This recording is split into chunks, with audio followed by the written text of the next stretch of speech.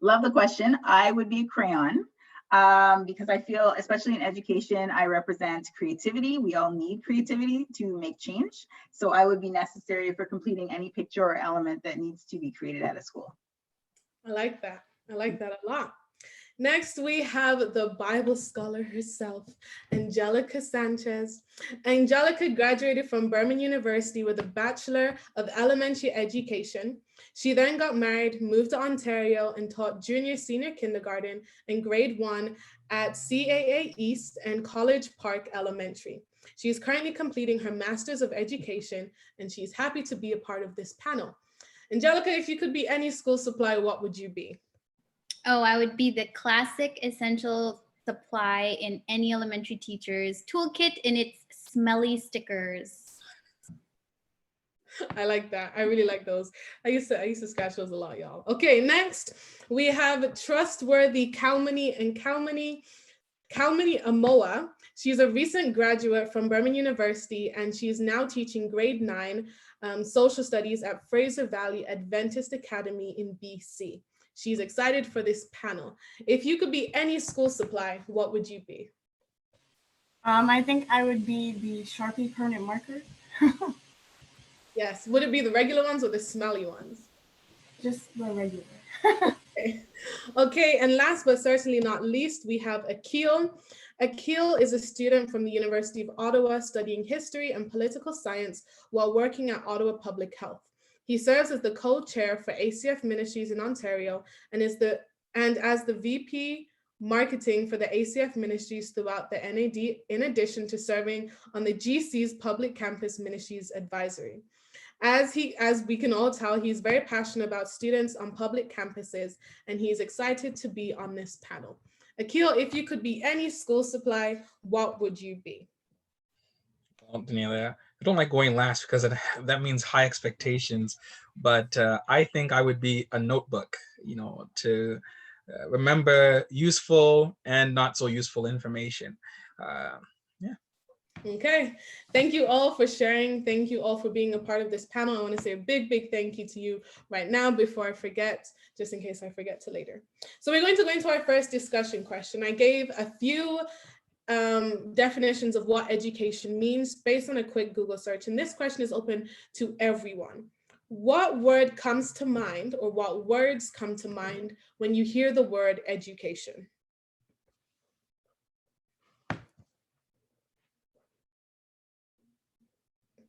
Okay, so I guess I'll go.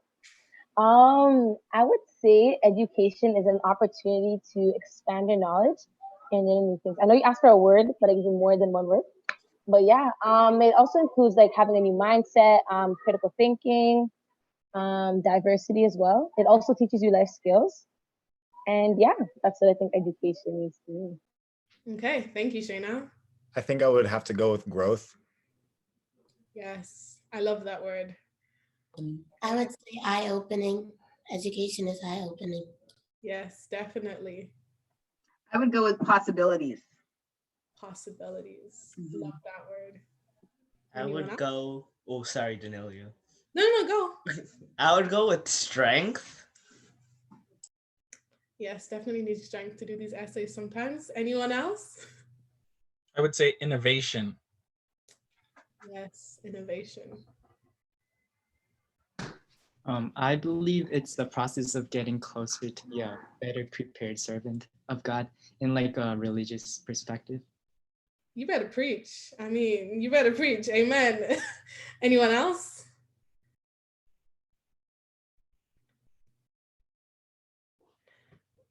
If not, that is okay. So for anyone watching, feel free to drop your responses, any words that come to mind when you think of education in our Facebook chat. So some words that just came up when I was looking at those word like clusters. Some of them were training, schools, value, knowledge, reading, fun, teacher, character, academics, wisdom, principles, learning, development, classroom, storytelling, diploma, information, exploring, parents, anxiety, inclusion, studying, discovery, and textbook. So this is going to lead us into our next question, which will be directed to Hannah, Shayna, and Akil. what have your experiences been as Seventh-day Adventists in public schools? I guess I can go first. Honestly, it's been interesting. I would say at times challenging. Just trying to balance, that spiritual life and try to carry it on through into like being surrounded by, secular friends and just those type of environments. And personally, like I grew up just always like in public school or either like Catholic school even.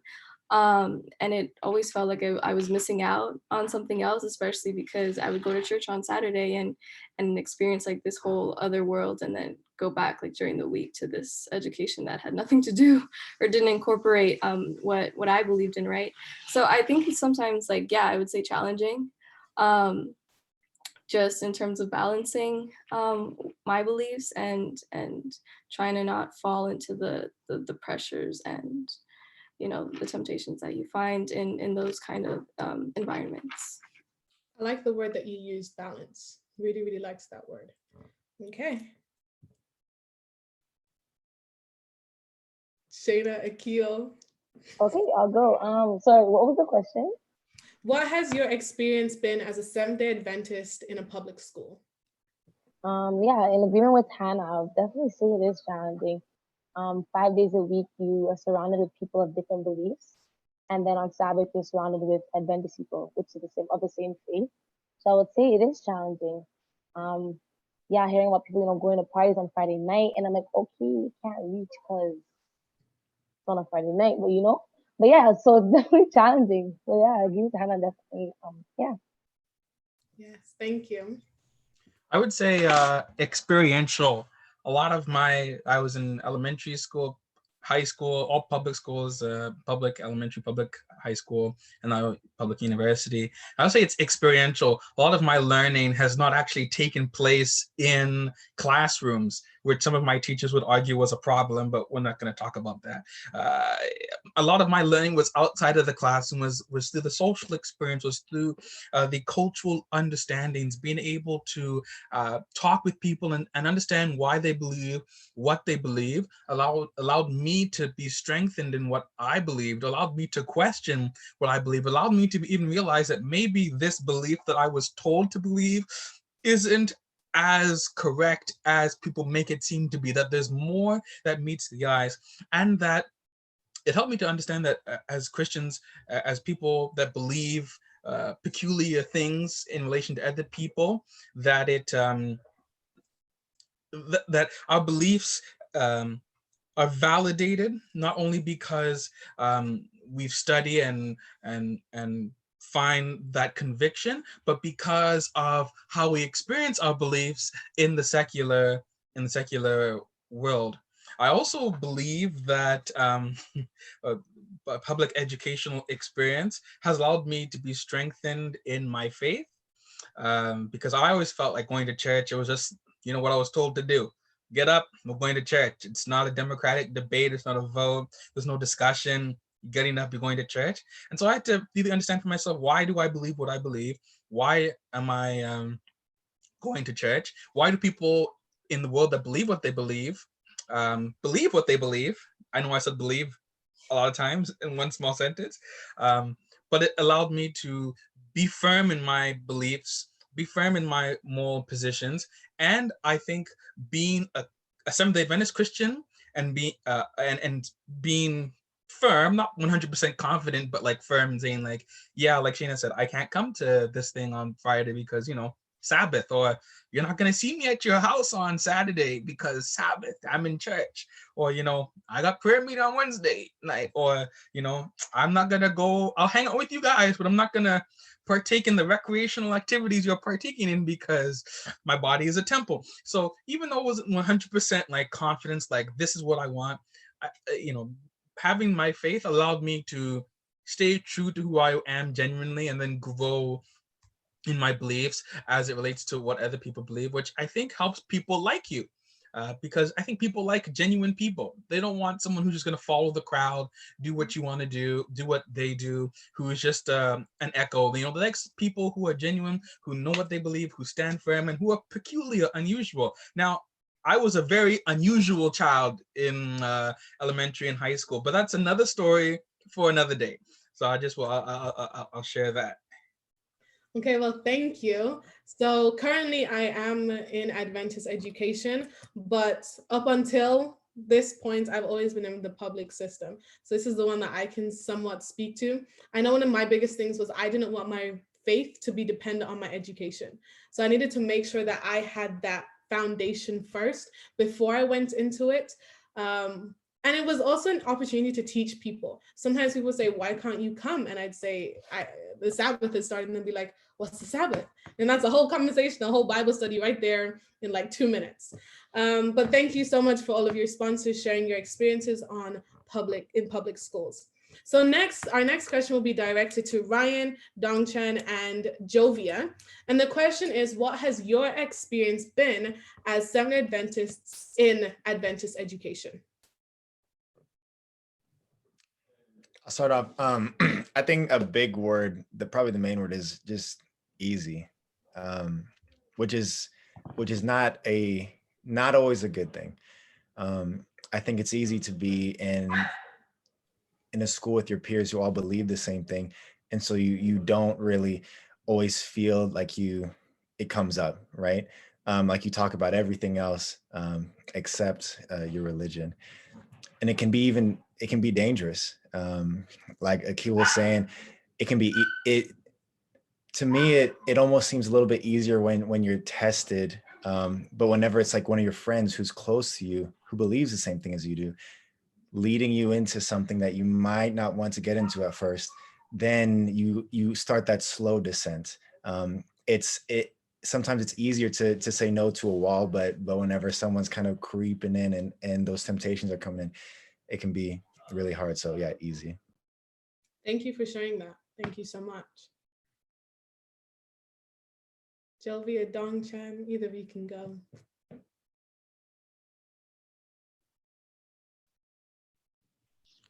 Okay, I can go. So being surrounded by the Adventists is, it's such a blessing. First of all, I went to a public high school, and it sometimes was a challenge. Like you said, there were times that I had to say, like, I have to go to church this time, so I can't be there. Thankfully, they were understanding that. So, but now I'm like, it's been a blessing that I can be surrounded by people who are Adventists. And for example, professors, they don't have assignments due Sabbath. So like if there's an assignment that's due on Friday, it's due on like 3 p.m. or 5 p.m. before the sunset, which is another blessing as well. And yeah, but I have heard that we can't be satisfied being surrounded by people. We have to go out to the world and let people know that we are, and let them know about Jesus. So that's another thing that we still need to be doing. I really like the points that you shared about us actually going out, because that's what we're called to do as Christians. It's about ministry. It's about stepping out of our comfort zone to bring people closer to Christ. Jovia? I would describe Adventist education as comfortable. I've been in Adventist education since I was in kindergarten, so I would say it would be fine. But I am surrounded by like-minded people, so I don't have to worry about telling friends why I can't hang out or if I'm going to miss a school event. So it's like really easy for Adventist education because like I'm more comfortable instead of like in public school. Like I'm not scared to like express who I am instead of people judging me. So it's really easy, but I don't get tested by my faith also. Okay. Yes, thank you so much. Before we go into the next question, I just want to ask a question based on what she said. Have any of you, whether you're in public or in Adventist, ever felt like you've been judged based on what you believe? And if any of you have, would you like to share your experience? I'll go. Well, I've been to Adventist and public, and then for university, I went to an art school. So that's even a different type of public school. I've had a lot of experiences, to be completely honest with you. From exams and the whole Sabbath talk to, oh, you can just take the pepperoni off the pizza. It doesn't matter just because it's baked on, it's not there. It's just like the taste. No, I don't want it. Down to just like people trying to be argumentative now, like trying to really, really debate with me on what I believed my whole entire life and almost trying to convince me that what I'm doing is wrong. And I think that's where I started to get into the whole, I'm not going to argue religion with people. Cool, you believe what you believe, but I definitely believe what I believe. And if you're not trying to hear where I'm coming from, just to understand, not to, get baptized tomorrow, just to understand me as a person, then honestly, I'll just pray for you and we'll keep it pushing. But I'm not going to sit here and, this happens in Sabbath and pork and shrimp and all that stuff, because really and truly, you don't want to hear it. So I think that's been my thing, where it's like, yeah, I believe this, I believe that. People want to butt heads and create a big debate over something that's not debatable. So that's really been, like, I guess the top for me, besides the pork and all that other stuff. Thank you for sharing your experience. Thank you. I think to build off of what Brittany said, I recall in high school, telling people, oh, I'm a Christian. And then to say, I'm a Seventh-day Adventist. The world not really well educated on the different denominations of Christianity. They just hear Christian and they think one thing. And so when I tell people, oh, no, when I say I'm Christian, they say, oh, but my Christian friend does X, my Christian friend does Y, my Christian friend is doing Z. And, I say, well, that's very nice. But, there's different denominations within Christianity. And within my denominational belief, we believe X, Y, Z. We believe some very different things. And I found similarities between Jews and Muslims, obviously. But it's really hard for secular folks, in the beginning anyway, to understand that even though you're a Christian, you're not the same as other Christians. And you get questions like, oh, why don't you eat pork? Like Brittany said, this Christian eats pork. Or why don't you come out and hang with us on Sabbath? This Christian person hangs out with us on Saturday and they attend church on Sunday. So then they start to get this concept in their mind that we're like extremist Christians. And it's partially because the Christians are giving us a bad name. The non-Adventist Christians are giving us a bad name because they act different. Well, sometimes they act 100% in opposition of what they claim they believe. And so it's very, I've had so many experiences, and it's actually interesting. One of my best friends in high school was an atheist, and we would have very intense conversations about our differences and why he doesn't believe there is a God, and he would quote Friedrich Nietzsche at me. But I always felt nice to start to finish off on top. I use philosophical ideas like, you can't see the wind, you can't you can't hold the wind, but yet the wind is there. So conversations like that. And then on the other side, I also had another one of my other best friends was a Christian, but she was a Calvinist. And so a lot of times we're talking about our differences, and I'm talking to her about Sabbath, and she's saying, oh, Sabbath is done away with. And that was, a huge contention. So I feel like an interesting thing about our beliefs is that people do not understand them in the beginning. They have this preconceived notion of what Christians should believe. But when you start to explain it to them, a lot of people will start to understand. But then because they have preconceived notions, they'll hold you against those standards. And when you either don't meet those standards or are doing too much, then you become like this extremist Christian, which I was labeled. People would say, oh, Keel's very religious, and I'd be like, what does that mean to be very religious? It doesn't make any sense. But I just stay happy and I let people think what they want to think. But at the end of the day, people thought I was genuine, even though I had to correct them a lot on their preconceived notions of what a Christian, aka what I'm supposed to be like. I know. So, Christian. Just a quick point. What I was thinking of is growing up in an area that was also very diverse. So there was actually a Seventh-day Adventist school in my elementary school that I attended in a different board in TDSB. So I remember lots of representation. As people were speaking earlier, I just think representation matters comes to mind. So I didn't experience a lot of challenge growing up. But now as an educator in a public school board where diversity is definitely key and one of the underpinnings is around equity, it's an opportunity for me to broaden understanding about how we meet students' needs, whether it's like things like programming, or when we think about there's expanding knowledge that some students, for example, are Muslim and that there are times when people are fasting, but it's also, that's where I can bring in that knowledge as well of being aware of programming and the way that things are done structurally and systemically that can impact students. So I think that's an added blessing. Yes. Well, for me, it's like the Halloween perspective. It's basically like, oh, why don't you come trick-or-treating with us? And I'm like, sorry, I can't come because I believe that Halloween is like the type of Seventh-day Adventist things don't mix with Halloween. So it's definitely like tough for me to say, I'm sorry, I can't go, but it's like even harder for me to say, yes, I can, let me come, I'm gonna come with you. So that's like stressful for me sometimes. I definitely remember growing up and being like, Mom, I just want candy. I just want free candy. And I was like, wait, I just want free candy from strangers. Hold up. Anyway, I know one of the points during my schooling that I felt really singled out. People know I'm Seventh-day Adventist. They always have. But I remember being in one of my sociology classes.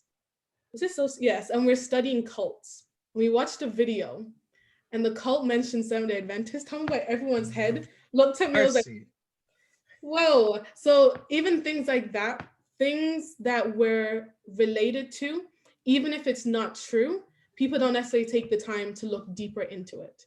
But yes, thank you so much for sharing your answers on those two questions. Our next question will be directed specifically to Christian. So Christian has a bit of a different education experience. He's in a hybrid e-learning and homeschooling. So Christian, what has your experience been in education with Seventh-day Adventist parents? Well, so it's basically you're in a Christian home and you're also learning everywhere you are. So it's like in the middle of those. So being homeschooled is kind of like a privilege. You get more time on your schedule. You get to praise God instead of like choosing, oh my goodness, what school should I go to? This school or that school? You're just like, oh my goodness, I'm at home. So it's like you have your tag time, like time alone with God, time away from your friends. You get to choose whenever you do want to do your schoolwork sometimes, and like depending on who's teaching you, your parents, you have a teacher somewhere online. They have different perspectives on what they want you to do. And and being an actor, you basically have like, if you're doing like classes on set, you only have like 1 hour to do school.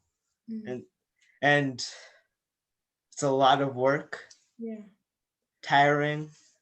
And so it's like basically your schedule is empty. You have free time, lots of free time, and you go on a lot of field trips. I like that. I really like what you said about you have the opportunity to learn everywhere that you go. I really, really, really like that you said that. And I was also about to ask, how does school and your acting career, y'all, he's about to be on Hollywood. How does your acting career work together? So it's cool that you've got a bit of freedom when it comes to that. So the next question will be directed to Miss Rock, Angelica, and Kalmani. So what to you is the role of an educator? What is the role of an educator? I think ultimately the role of an educator is to be a guide in, well, education. But I think it's also to be a guide not only in the classroom, but especially for Christian education. We believe that you should be a spiritual guide, a life guide, all the aspects that go into that, wellness guide, a guide for friendships and relationships, and just an overall role model that students can look up to no matter what age they are, and even if they're in school or not. Yes, I really like that. Thank you so much. Yeah, to add to Kalmani's answer, one thing that we really are focused on is the idea that educators are to teach the whole child, meaning every area or every sphere that we relate to, whether it's physical well-being, academic well-being, social well-being, spiritual. So we're really, I think the role of an educator in general really is to bring up a child to be their optimal and to reach their highest potential. I really, really like that. Thank you. Mm-hmm.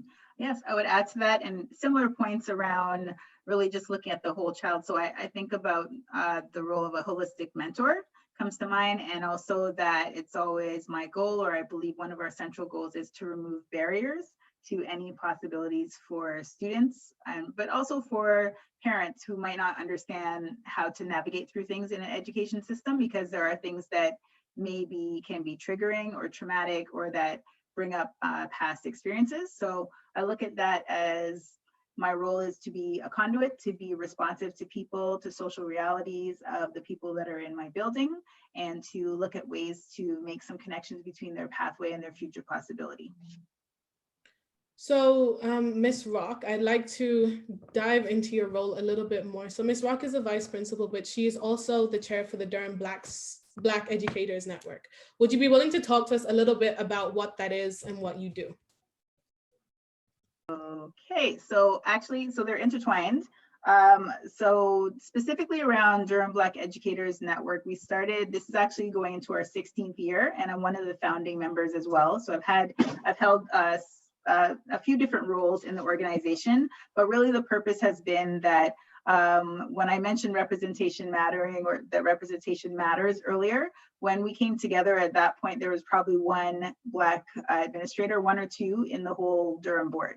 So within the last 20 years, I would say that it's gone from one Black female admin to several, like in every area of this district. So the goal really was to look at the experiences of Black educators and look at their whole experience.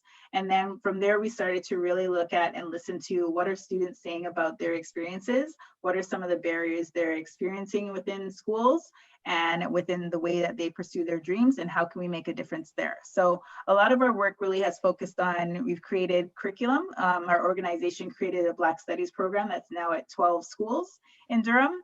And we create constant programming for youth. Denali is one of our alumni. So we really just look at how do we expand leadership, but also crack that kind of bubble or stereotype of what a good student looks like. So really just looking at how do we make sure that people are getting the best experience possible out of a public education system? And we do that by really focusing on enhancing equity and inclusive education and culturally responsive education. But I would say we're disruptors, essentially. We are disruptors. We make intentional interruptions in programs or in systems in a lot of different ways. And we focus a lot on anti-Black racism through our programming, anti-Indigenous racism, and understanding that every child should have the potential to reach and exceed beyond their greatness. So in a nutshell, it's that. So we have programs that are for elementary students, for secondary students. We connect a lot, even more now with post-secondary organizations. And we have actually a parent line and an educator line coming up in October.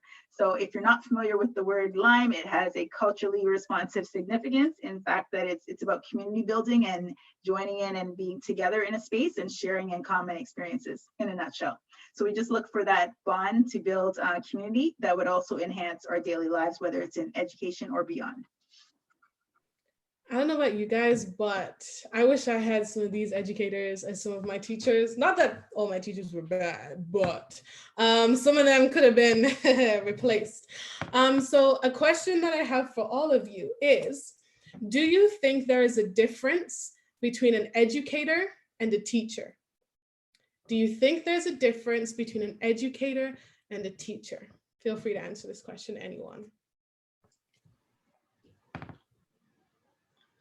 For me, an educator and a teacher are basically the same thing. They help you learn, but there actually might be a difference, but I don't know. Okay. So for me, there's no difference. Okay, thank you. Anyone else? I think the term teacher we tend to associate with like I would say 9 to 5 job, but it's more like 7 to 5 job. That goes with that title, but I think educator, no matter what your actual career is, you can be an educator in many different facets of life. Yes, definitely. I normally say that we have a lot of teachers in our schools, but not a lot of educators. I don't know if you guys would agree with that, but I do think there's a bit of a difference. Anyone else want to share? I think I agree with you on that, Daniela. That was a fire thing you just dropped there. I'll say this: all educators teach, but all teachers don't educate. I'll just say that, you know. Okay. But I'm not throwing shade. I'm not throwing shade on teachers. I love our teachers, and most of the teachers I've had, and most of the teachers I know of, and people I know to be teachers, I've heard great things about, and they're powerful. But not all teachers are educators. But I think all educators teach, if that makes sense. And so I think also what Kalmani said, I think it relates to that.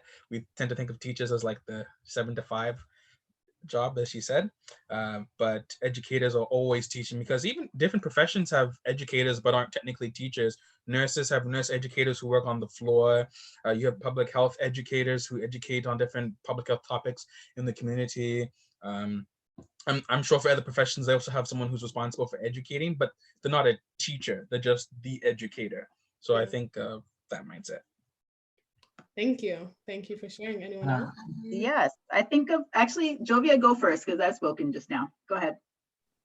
I believe that it's different. Educator and teacher is different because a teacher is a profession, and an educator can be anyone that can guide a person towards a higher knowledge and with their well-being. Oh, dropping some gems. We need to make some quote posters or something. I think that Jovia has nicely summarized what I wanted to speak to. Just the fact that educators, we think about, I always think of the notion of the village. Just, you know, you can have knowledge from anywhere, but how does it help you get to your next level? And what's the purpose of that education that you're receiving? So the fact that, yes, I do agree with what you said. There's a title, but I often specifically use the phrasing of educators because, especially with reflecting on being in different roles, people can think about like a power differential or who's responsible for what. But the fact that in a system, we're all educators and that we bring knowledge, but the purpose is not to just use what's known as the banking knowledge, where we just deposit and you should know this, I taught you, go and do something. But it's, I actually have to see if this is making a difference for your life and how is it going to help you to get to where you need to be? And then how do you then bring that back to your community to make that even better? Okay, thank you so much, everyone. Anyone else want to add, chip in before we move on? No? Okay, so our next question might be a little bit deep. So hold on, buckle up. We're gonna go down this road. Do you think that all youth who are Seventh-day Adventist should go through some form of Adventist education? Doesn't have to be for a long period of time, could be a short period of time, anything. Do you think all Seventh-day Adventists should go through some form of Adventist education? Oh, sorry, Jovia. I would say, okay, this is a really tough question. And I was actually talking to my family about it because as an Adventist teacher, like I do believe in Adventist education and I love to advocate for it, but to be honest, I know that the reality is that not everybody, it's not accessible for everyone. That's really what it comes down to. The ideal is that, yes, it would be beautiful that all our young people and all our children that we have in our churches do feel that their values are represented at the schools that they go to. But realistically, our schools, I feel at times really do underserve the community. And I say this because people may not have enough money to pay for tuition at a private Adventist school.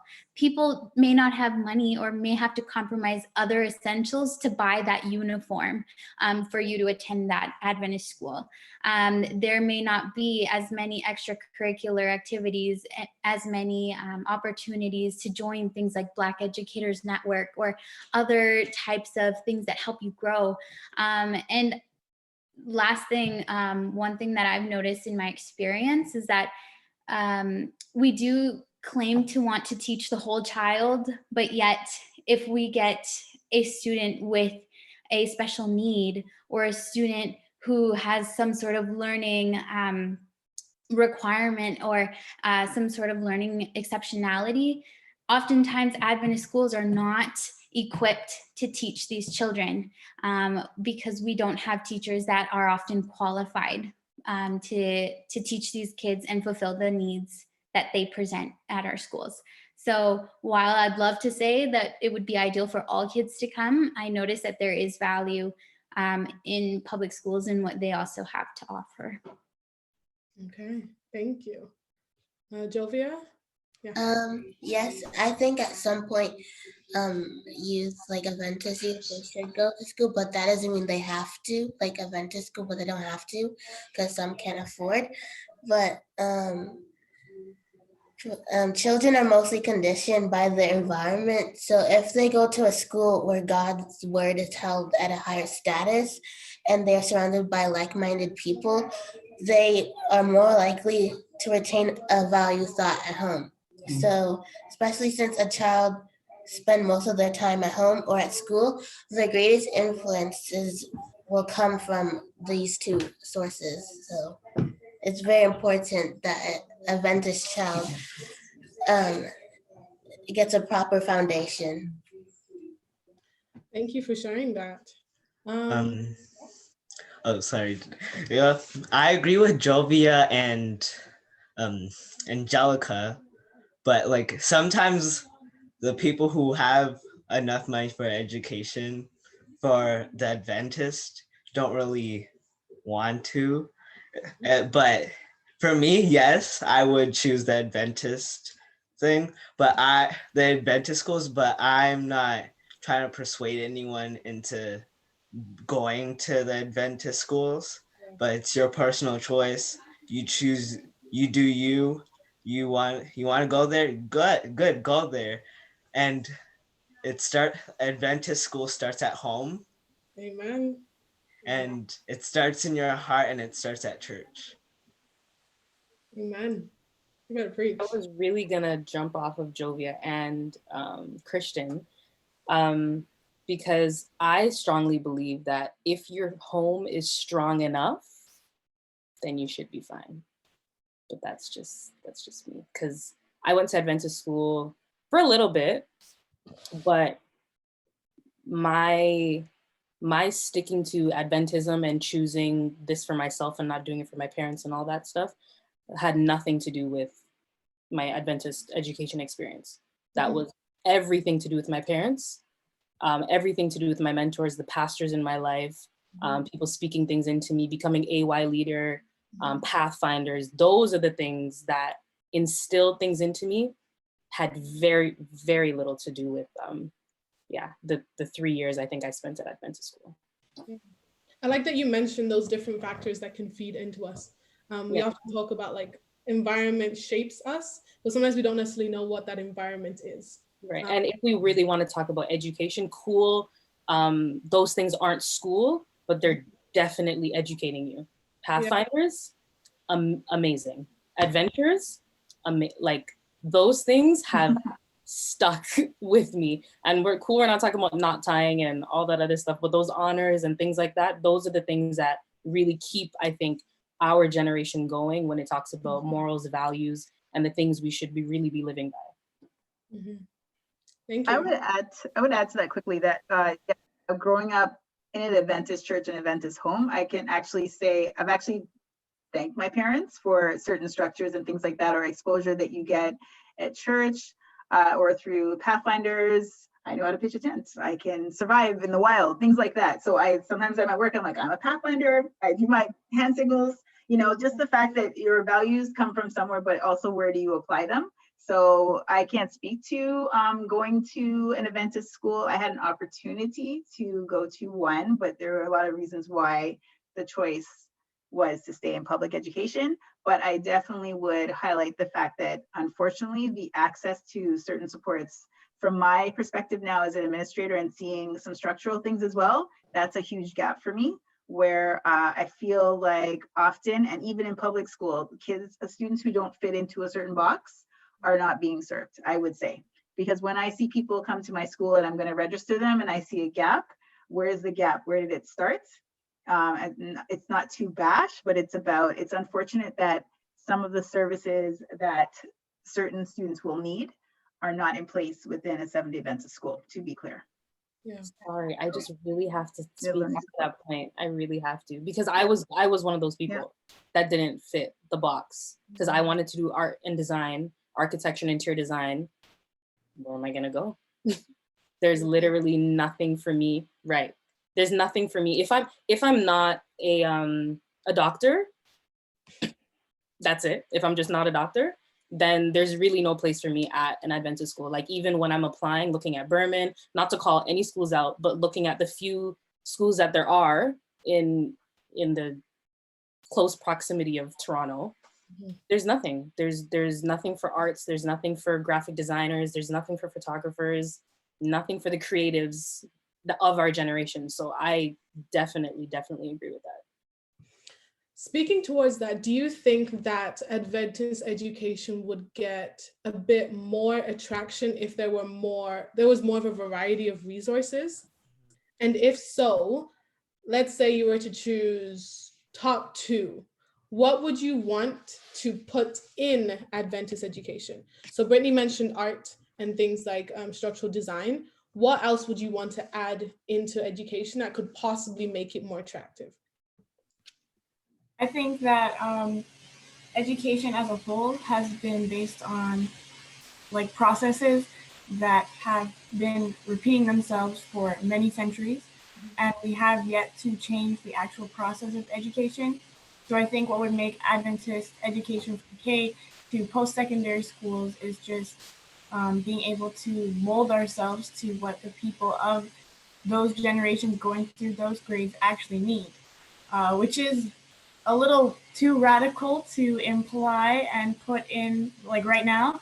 But I think what would make Adventist education most attractive and most usable is just being like, okay, what are the freshmen this year interested in? Oh, let's make it happen. That takes a lot of resources and a lot of time to make us that flexible, but I think ultimately that's what we should be. Okay, thank you. Anyone else?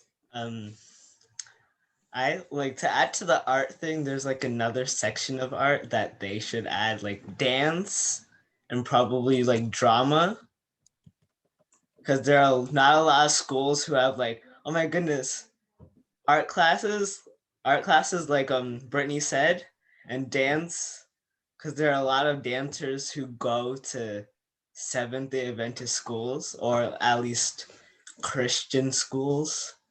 Like, for me, there needs to be a little bit of like more art schools, and yeah. Yeah, thank you for sharing those points. Thank you so much for sharing those points. Before we continue, there's a question that came in from our chat, and it says, isn't our Sabbath school a form of Adventist education? If I can, I'll comment on this because, since ACF is my ministry, it'd be a crime if I didn't comment on the question. I was gonna say, as part of my answer to the question, if all students need to go through Adventist education, that I do think students need to be taught Christian values, Christ-centered values. I'm not saying Adventist values. But Adventist values are important. But to say an Adventist education, I think sort of limits, because we're a denomination, it limits. But I think we need to be taught a Christian. We need to be taught Christian education that is Christ-centered and focused on values that are supported and affirmed by the Bible, and aren't steeped in traditions, and aren't steeped in this is the way we've done it, as Kalmani said, for centuries. It needs to be Christ-centered, biblical, and biblically affirmed and supported.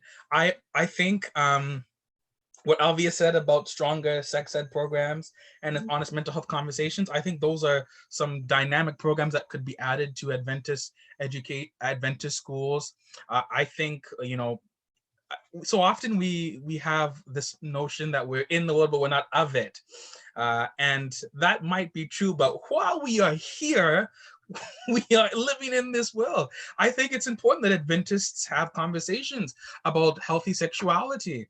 I think it's important that Adventists have conversations about mental health and mental wellness, and not just say, oh, pray it away. Prayer works, but it's not the solution. I think it's important that Adventist students have an understanding and have conversation about what other people in the world think, and not have this conversation because it's written down in a textbook somewhere. It's been recorded that people think this thing. No, we need to have dynamic and vibrant conversations with people in person from different cultures, different spheres, different social circles, different socioeconomic backgrounds, who have a different view of the world. I think that's what's so beautiful. I'm doing my plug for Public Campus Ministries here. I think that's what's so beautiful about ACF and Public Campus Ministries and being on public campus, because you get to engage with the world. Matthew 28, 18-20, near the end, tells us that Christ says, all authority and power has been given to me in heaven and earth. Go baptizing all nations in the name of the Father, Son, Holy Spirit, teaching them, and I shall be with you till the end of the age. Christ is calling us to do mission work, and ACF is the way we do this mission work. We bring our values and we bring our beliefs, we bring our thoughts to people, and share those thoughts and share our convictions. And we hear what people believe, what people have grown up experiencing, what people understand and feel from the world, and we are able to bless people. And I think that happens in someone like me who never went to Adventist school. I'm someone on the outside looking in. I didn't have Adventist I didn't have an education in Adventism, but I think I have an Adventist education because, I went to church, I studied bi-quarterly, I engaged in Pathfinders and AY and different ministries of the church. I had conversations with people who were out there to really understand why we believe what we believe. I sought Christ in my life, and people and mentors helped me to experience Christ and understand the Christian experience on a much deeper level. And that has helped me to be firm in my Adventist beliefs. But it's not an Adventist education. I didn't go to Adventist school K to 12. So I do think that all young people need to be taught and grow up in our faith, and really understand why we believe what we believe, and have that confirmation, affirmation, biblical affirmation. But I don't think it's necessary for it to happen in the Adventist school. And I'll say this to close, because I know I spoke more than I intended to. But for me, I've always felt that people who go to Adventist elementary school, who then go to Adventist high school, who then go to Adventist university, are bred in the Adventist church to work for the Adventist church, which isn't a bad thing. We need, the labor is plenty, but the laborers are few. And so we need laborers in the vineyard. But what I have seen so often is that people will get a degree and pay a lot of money at an Adventist university, but then they try to use that degree in the real world, and they're not real world, sorry, but the non-Adventist world, and they're not able to apply it. They need to go and get more education because the specification or the certain courses that are needed that the Adventist university simply can't offer. And so I know Adventist schools, unfortunately, are struggling in terms of capacity and funding. And in order to have these better programs, we need more funding and more capacity. Because I think of university, I wanted to study history. I study history and political science. I wanted to do that at Behrman. Behrman doesn't have a program in history of political science, Canadian history of political science, world history and political science. And I was told that's not something Adventists do. We don't study history and political science, So I think, we don't have to offer all the programs that the world offers, but even with the niche programs that we do have, there needs to be some sort of secular world application so that students who go to Adventist universities don't have to then go to non-Adventist universities to get certifications and specializations in order to do the dream jobs that they want to do. And I think in the Adventist education bubble, we need to have more spots for those who come, who study to work and labor for the church. We need to have more positions for them inside of our church so that they can really achieve their dreams and labor for God's church the way they want to do it. Thank you for coming to my TED Talk. Yes, Akil. I definitely agree with what Akil said. But going back to your original question about believing SDA should go back, the youth to go through Adventist education. So I've been in public school my entire life, from JK till grade 12, and I don't think all SDA youth should go through Adventist education. Okay, so I feel like being an Adventist in a public school, we're more open to a lot of different things. For example, drugs, drinking, parties, every type of thing you can think of. However, if you were in an Adventist school now, you're kind of stuck to that one-sided view only because you're Adventist, right? And I feel like we want to be able to challenge being different views. So I feel like being an Adventist in a public school, it gives you opportunity to experience a lot of different things, like different personalities, different friendships, relationships, religions, and a lot of different things. Also, being in high school, it shows you two sides of the spectrum, which also allows you to learn about creation and evolution, which then furthers you allowed to challenge different viewpoints, so you're not stuck with being one-sided. And yeah, you're more exposed to things that you're less likely to fall into. But going back to, I think, Dong Chan Kim's point, they went out into the world. The missionaries went out into the world. So we shouldn't just stay stuck in the Adventist education, but we should go out into the world. So yeah. Thank you for sharing. Yeah, sorry, Delia. No, I actually wanted to add a point to that because my parents-in-law are currently reading this devotional book, and it's actually it's in Spanish, and it's basically recalling historical events in Adventist history for every day of the year. And they recently read one about how Adventist institutions were initially created to make missionaries. So it's a lot of what Akil talked about. Like, the purpose of Adventist schools at the beginning really was to equip children and young people to get practical skills to make missionaries in whatever field they were in. So if you were studying to be a teacher, you're going to make missionaries in that field. If you're studying construction, you're going to make missionaries within your profession. So I definitely understand Akil's perspective, because realistically, that's the whole point. Like, as much as we want to say, yeah, kids, everyone, Adventist education, hurrah, but realistically, like, we're not the only ones that exist here. There are so many other people, so many other religions, so many other perspectives and mindsets that really need to hear about Jesus. And if our kids and our students are going through Adventist education, and at the end of it don't even know if they believe in God themselves. Like, what have we done for the past 21 years or the past however many years they were in school, right? So I really see that component maybe has been lost throughout time, and it's really essential that we do get it back. And I also wanted to add the amazing role of ACF. And I say this because I have a personal friend who we reached through ACF. And we did a free intelligent conversation event, and we met her through that. And she was not Adventist, she was not Christian, anything.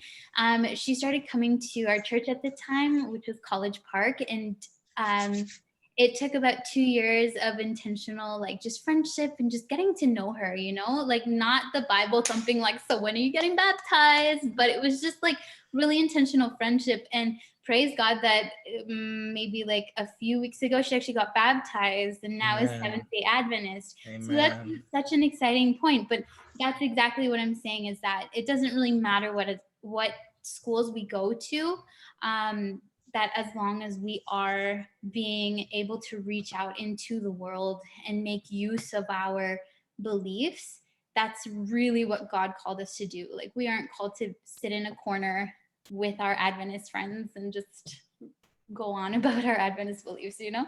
Yeah. It's more than just saying that you're Christian, saying that you're Adventist, but living that life. Can somebody look at you and tell that you're different, or do you just blend in? A comment that we got from the chat says, the Seventh-day Adventist schools in the US offer a wider variety of programs. Greater access to funding could be one of the factors that determines the available programs. So Dongchan, you're our only US representative. So I'd love if you could speak a bit on this, if this is true, if it's not true, what have you experienced, etc. Oh, wow. Can you repeat the question again, please?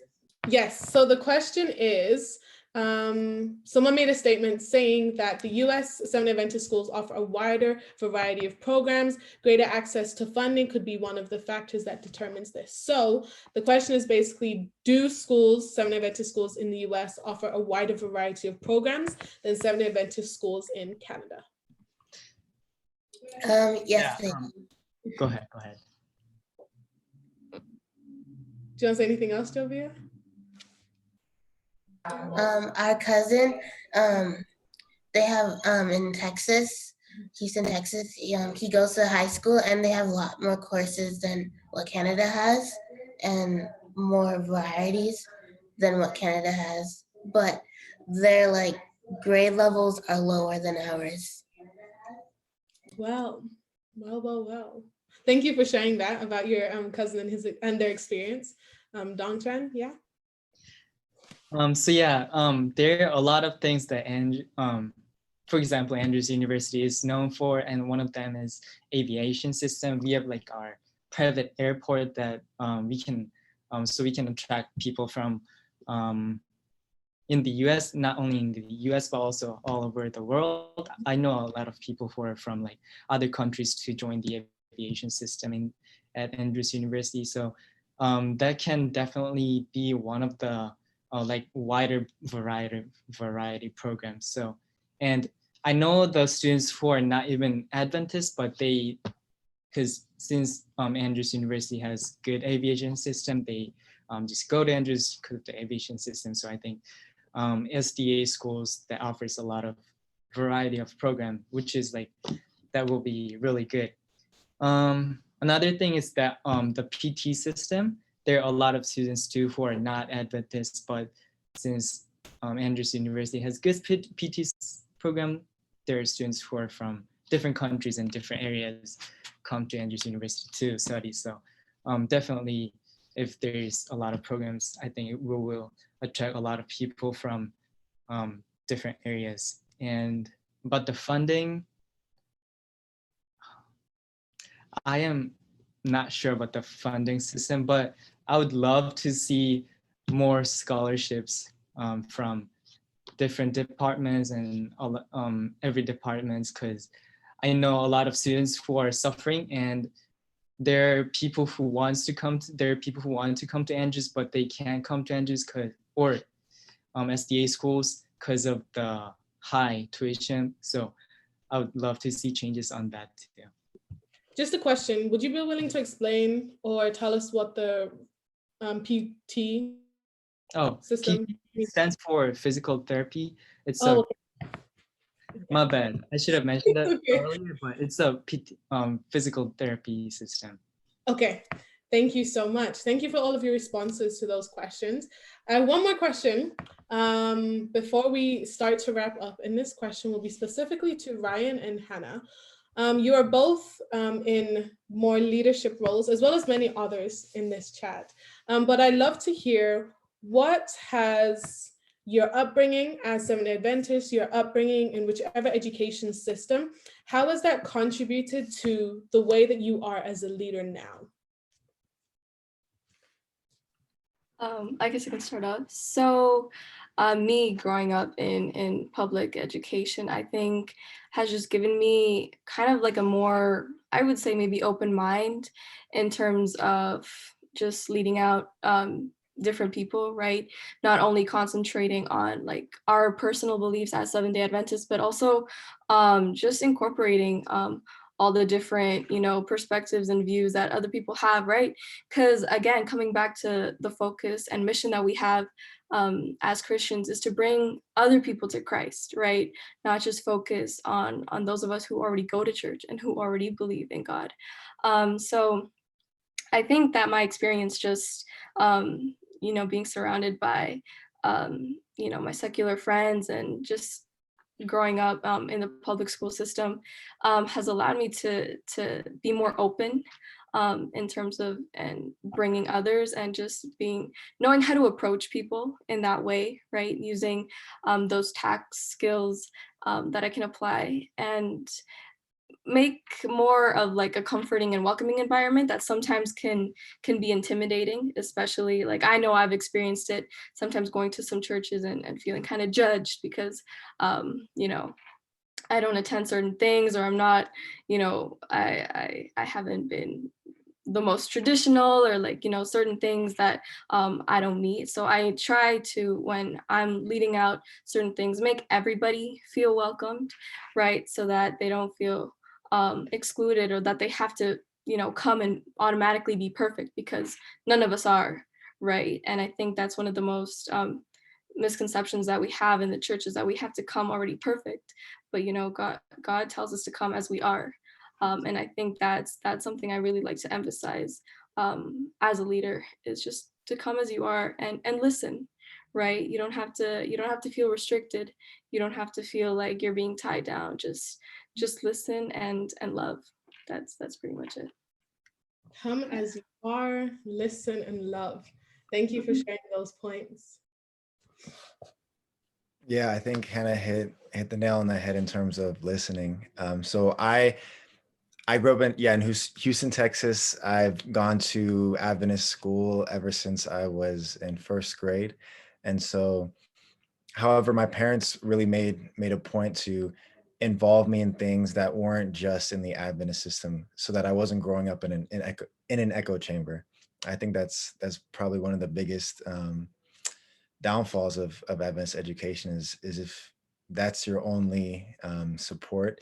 I don't remember who said it, but you don't necessarily need to go to Adventist education if you have a strong foundation at home. I think that my upbringing in that system has just given me a unique perspective in terms of interacting with the people at my Adventist university. People who have always gone to Adventist universities, and yet they're still struggling with things. They're still having these problems, and they don't know how to navigate those things. And it's hard to kind of bring those things out when you're in an atmosphere of all SDAs all the time. And a lot of times it's people who have gone through the system ever since they were young. So it feels unnatural, it feels uncomfortable to bring up those conversations. And I think growing up and going through that system has given me the ability to kind of bring that out and listen, exactly what Hannah said. Thank you so much for sharing those points. We talk about education, we talk about schooling, but we are called to be leaders. We're called to be different. So hearing your takes on how your upbringing has made you the leaders that you are is very empowering. So just a question to anyone, is there any question you'd like to respond to that maybe we already passed? Any comment that you'd like to make before we start to close off? This is open to anyone. You can share any points.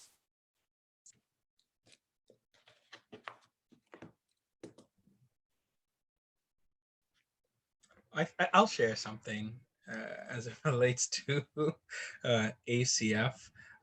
You know, just another little plug here. You know, we have 15 ACF chapters in Ontario and over 100 within the North American division. And the mission of ACF is reach the campus, change the world. We believe that if we bring the presence of Christ on our secular campus, somebody will be impressed and will be baptized and bring that message back home. And I have seen ACF is a powerhouse ministry because I have seen how Adventist students who went through Adventist education and have now come to a public university and are simply exposed to everything, how they have been supported, how they've been uplifted, how their beliefs have been reaffirmed because of their involvement with public campus ministries. Because it's difficult for Adventist students to go through Adventist education and then come to a university where there's no Adventist bubble and have to deal with the realities of the secular world.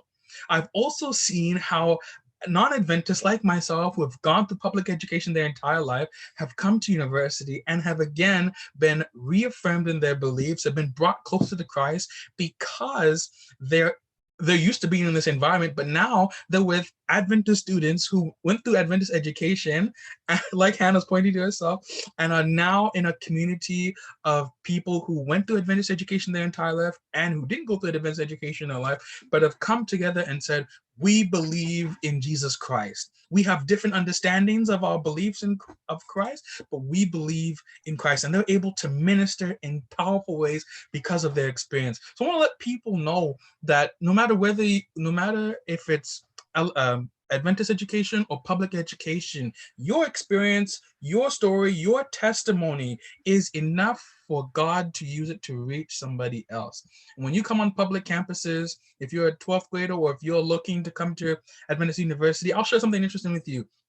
In the Adventist Church, we have more Adventist students who attend secular universities than Adventist students who attend Adventist institutions. I'll say that again, more Adventist students in the Adventist Church attend secular campuses than Adventist students who attend Adventist universities. Obviously, there's more money for Adventist education, but that's another story for another day. But the reality is that God will use your story and your testimony to reach and bless others. And when you come onto the public campus, or if you decide that you need to come to a public campus to study whatever it is you need, I can assure you that you will find a community of believers, a community of people who have all different types of experience, even within the Adventist groupings on campus, and that you will be blessed and reaffirmed on your public campus. And so I want to just want to let you know that your Adventist experience is enough to bless somebody on campus, and your non-Adventist experience in education is also enough to bless somebody on campus. So I just want to share that and let you know that, ACF is here. We out here, 15 different chapters across Ontario. There's a chapter in BC. There's 2 chapters in Alberta. We got some chapters coming to the East Coast soon, doing mighty work on campus. And if you ever want to know more about ACF and its mission, its vision, the work that it's doing, what the clubs are doing, you can just go to our website, www.acfontario.ca. That's www.acfontario.ca. Or you can always reach out to me at Akil Johnson. I'm done with my plug now, but thank you so much, Nelia, for the opportunity for ACF. Because I was when you asked me to be on I'll share this and then I'll close. When you asked me to be on the panel, I was very honored. I was very touched because I've experienced a lot of times where Adventist students talk about the Adventist education, and it sounds like something next level. They make it sound like you missed out on the biggest blessing of your life. They make it sound like your life is worthless because you didn't go through Adventist education. And I always feel kind of a type of ways, you know, because I feel like my education experience, though not Adventist, was great.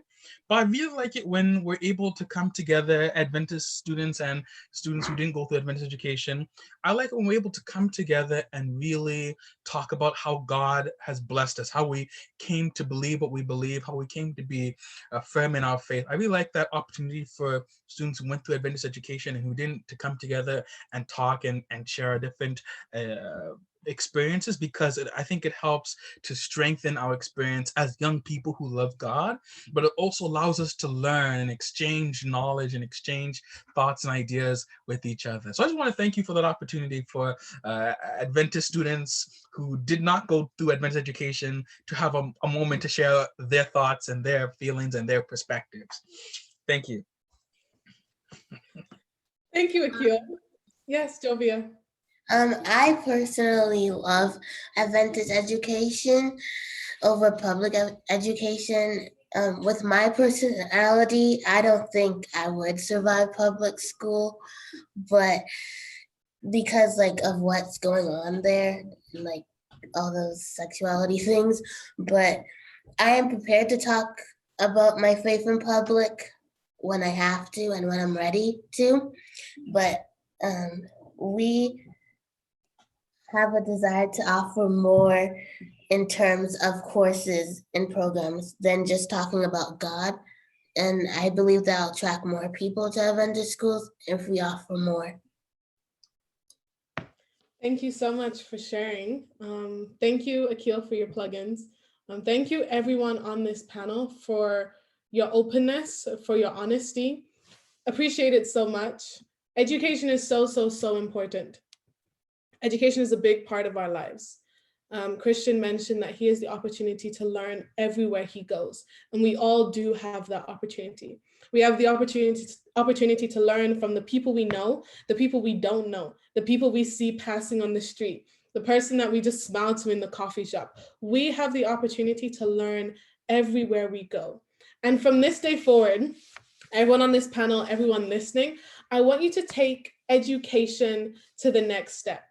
Whether that means thinking about it a little bit more, taking the time to really appreciate your educators and your teachers, taking the time to reflect on what education has done for your life, how it's made you the person you are, and how it can continue to allow you to grow. Take the time to reflect on those various things.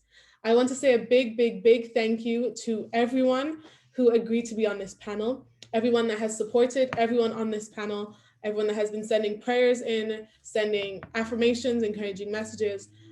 Thank you, thank you, thank you. This would not have been possible without you all. So we're going to close off in prayer right now, and then you're all free to go, okay? So may we all bow our heads and close our eyes. Father God, we thank you for this opportunity to just talk. Right now, we're going through a very weird period in life where we're all kind of in isolation. We got to stay far apart from each other. And we're not necessarily able to have these conversations with other people. We aren't able to talk about our passions. We aren't able to talk about the things that we feel. So thank you for allowing us to be able to have a platform and the opportunity to do so. Thank you for allowing us to be able to make it through this Sabbath day. Thank you for the blessings that you have been bringing into our lives and the ones that you will continue to bring into our lives. I pray for everyone on this panel, their friends, their family. I pray for everyone watching, all of our community. I pray for power, protection, peace, guidance. I pray for all of that for everyone here. We ask all of these things in the worthy name of Jesus. Amen. Thank you, everyone. Let's all say bye to the Facebook people. Bye, Facebook people. Before we leave, Brittany, did you want to say anything about what's the next conversation? And before you do that, could we in this panel just give a round of applause to our facilitator? I'm almost tempted to say Pastor Daniela Frey, but just Daniela for now will be sufficient. Let's give a round of applause and just celebrate her tonight, and all of you who are on the call on this panel. The conversation was rich, very informative, inspiring, and we had a lot of commentary both in here as well as on Facebook. And so thank you so much, Daniela. Denalia, sorry, for your ministry.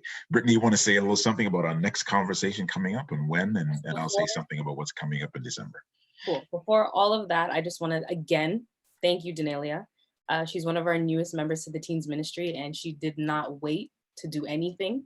She took it by storm. And I want to say on behalf of the whole Teens Ministry, thank you to everyone being on the panel. I know it's a little late, but thank you for staying with us for this long. For the next topic, we're not there yet. Thanks for putting me on the spot, but we don't have a topic yet. So just honestly, stay tuned on our Instagram. Wow, I'm forgetting our Instagram. AOTeens at AOTeens. And then, yeah, we'll post it on there. But yeah, and even look on our YouTube page and look at our previous conversations about racism in the Adventist church, females, how the women's presence has been in the Adventist church. And then we have this one, education in the Adventist church. So yeah, just stay tuned on our Instagram page and you'll see what we got going on. And then in the month of December, there will be a sort of an outreach / social idea with the regions. You'll hear a little bit more about that, but it's supposed to, or it's intended to be a fun, outdoorsy thing.